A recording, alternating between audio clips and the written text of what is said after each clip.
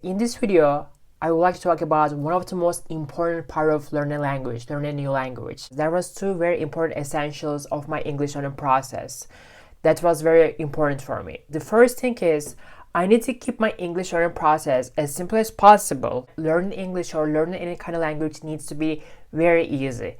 That was my first goal. And the second goal was I need to speak English fluently. If I'm not able to speak the language very fluently, if I'm not able to think in English, if I'm not able to create and produce in English, then there is no point of learning a language for me. So that was my mindset and my method.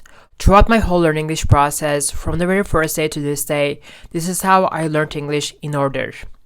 I learned English with the scripts of sitcoms, TV shows, with the scripts of YouTube videos, and then with the scripts of vloggers, and finally with the scripts of podcasts. I only learned English with scripts like an actor for free. I created my scripts by downloading the subtitles of TV shows, YouTube videos, and podcasts. As you can see, it's so easy to download the subtitles of YouTube videos and podcasts. All you have to do is just copy paste the transcript and that's it. These are the basic rules I came up with for my method of learning English with the scripts like an actor. Normally, people tend to break down their English learning process these 4 parts: listening, speaking, reading, and writing. But in my case, in my English learning process, I was like, dude, this is so boring. Spending 20 minutes a day for listening, 20 minutes a day for reading, 20 minutes a day for writing, 20 minutes a day for learning new words. I felt like, okay, that doesn't make sense to me because you end up feeling like, or you end up being like, you're all over the place because you have to switch back and forth between those different skills of learning language. You need to work on writing skill, you need to work on your writing, you need to work on your reading, you need to work on your vocabulary, you need to work on your speaking, you need to work on your pronunciation. So many things, so many problems that you have to overcome, so many problems that you have to deal with. In my mind, for me, if you're learning a language, you need to fully 100% focus on your speaking skills. In my mind, in my head, I was like, Arsen, I need to be able to speak English fluently in a way that I'm able to talk about various different topics in a very comfortable way. That was my initial goal. Does anybody want to split this with me? Oh, I will. Does anybody want to split this with me? I will. All right, I'll be right there. I'm sorry. I had a really great time tonight. Alright, I'll be right there. Alright, I'll be right there. I'm sorry. I had a really great time tonight. I'm sorry. I had a really great time tonight. Oh, Jim Matthews is Right Honorable Vice President, former governor of Pennsylvania. He did his duty in delivering the Keystone State, bless his heart, and now they're about to put him out to pasture. Jim Matthews, his Right Honorable Vice President, former governor of Pennsylvania. He did his duty in delivering the Keystone State. Bless his heart, now they're about to put him out to pasture. This week, we're going to be talking about books. Now, I wanted to give you a list of my recommendations, and since it's the new year, and we always say new year, new you, This week we're going to be talking about books. And now I wanted to give you a list of my recommendations. Now, I love the catchy title in this book. My favorite shows of all time are probably New Girl and Peaky Blinders. My favorite shows of all time are probably New Girls and Peaky Blinders. Peaky Blinders, don't even get me started on Peaky Blinders. Peaky Blinders. Don't even get me started on Peaky Blinders.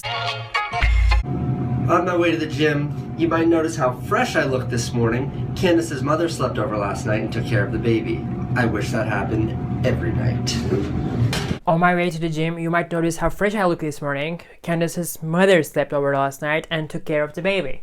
I wish that happened every night. On my way to the gym, you might notice how fresh I look this morning. Candace's mother stayed over last night and took care of the baby. I wish it happened every night. It is now almost 8 p.m. I'm going to make some hot chocolate. It is now almost 8 p.m. and I'm going to make some hot chocolate. You're older and you're like, okay, I'm in my first relationship. What is this supposed to look like? I'm in my first relationship and what is that supposed to look like?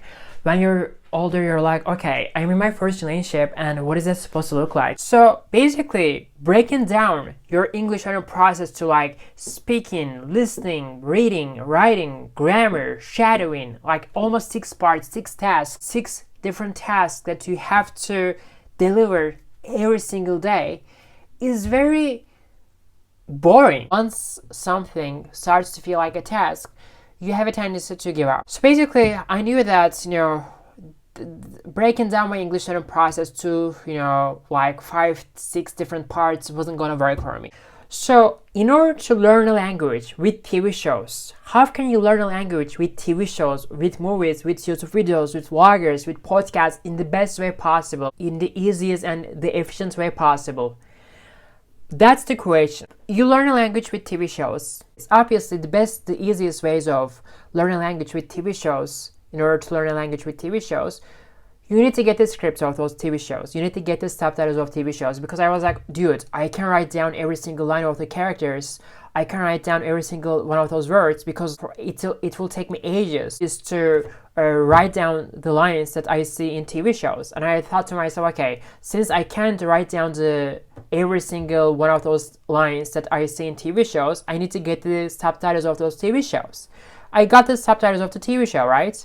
You got the subtitles of the TV show. You got the subtitles of the Friends, or How I Met Your Mother, or whatever TV show that you're working on. First of all, you got rid of this whole writing process. And now you don't have to write down every single line that you see in TV show. That's the one thing. So the second thing is, I don't use any flashcards. Don't make any list of words. Once you get your scripts, you got the subtitles of the first 10 episodes of Friends, right? You sit in your chair every single day, 2 hours a day, 3 hours a day, for like a week or 2 weeks, until you're done with the process. You check the lines one by one, and you write down the meaning of those words right next to those lines, so that once you're done with this process, your whole learning English process is going to be so efficient and so easier. For instance, let's say you came across, in every single episode, you came across like 50 words. So basically, in total, you had to look up 500 words at the end of the first 10 episodes of Friends. Wrote down the meaning of those words right next to those lines, and you're done with this process. All you have to do for like a few months, just to practice with your scripts, and that's it. Your script needs to be the only focus on your English learning process. Some of you are surprised by the fact that how I've been able to like learn over 10,000 of words, and how I'm able to actually remember those words, every single one of those words, without memorizing those words very easily with the lines within the context. The reason is because I only focus on my scripts. That was my only focus. Once you focus on only one task, which is only working on your scripts, you'll make the most of it. So basically, once you do that, you don't have to think about what you're gonna do tomorrow or the next week or the next month, because I knew that every single day I was gonna get my scripts and I was gonna practice like an actor with my scripts, and that was it. I didn't have to check any word or look up any word in the dictionary, because I had already done this. I didn't have to do any listening activity. I didn't have to do any reading activity. I didn't have to do any writing activity.